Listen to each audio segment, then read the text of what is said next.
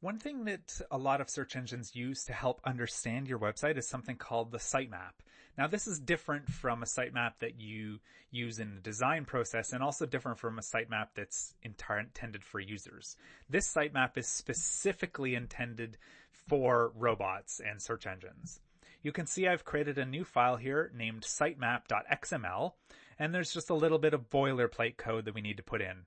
So the version of XML that we're using, and then here we have a tag called URL set that points to the sitemap schema. Now what happens in here, this is where the important information goes. So every page on your site should be listed inside here. So we're going to start with a URL tag like this. And inside that, the only thing that's required is something called the loc. So the location of it. So let's say that this is our chocolatiers website and it's actually online. So we would have to put the full URL in here, something like https://chocolatiers.ca/. So that would link to the homepage. Beyond the location, there's a few other optional things that we can put in here. One is the priority, like this. So by default, that's 0.5, but you can go up to 1.0 or just 1. So the home page is really important to me, so I'm going to change the priority.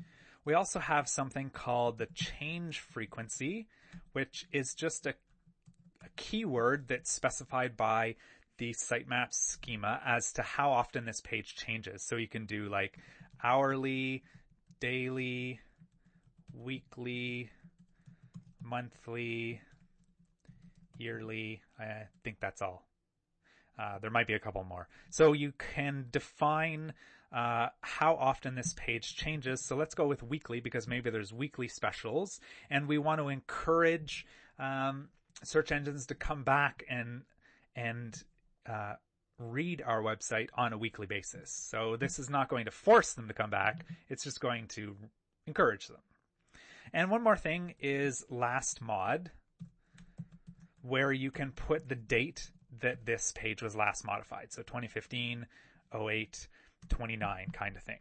So these three here are completely optional, but they are good to put in. I often put in priority and change frequency, but I almost never put last modified in. So our page here actually only has two pages. It has the index we've got, and then the chocolate goods page. So let's create another URL here for the chocolate goods page.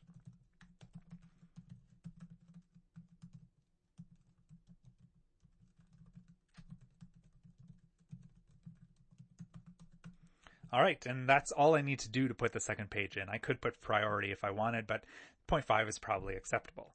So here is my sitemap for this website. And as soon as your website is live at a real domain, you can take this sitemap and submit it to webmaster tools that Google and Bing provide for you. And it just encourages them to spider your site.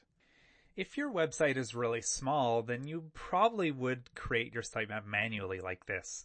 But most often, sitemaps are generated automatically. So let me show you the sitemap for Learn the Web. This is what it is here. You can see it's got a link for every single page on the website, but I don't create this myself. The tool that creates the website, which I'm using right now, Jekyll, I actually get Jekyll to generate the sitemap automatically for me. So I don't make it myself.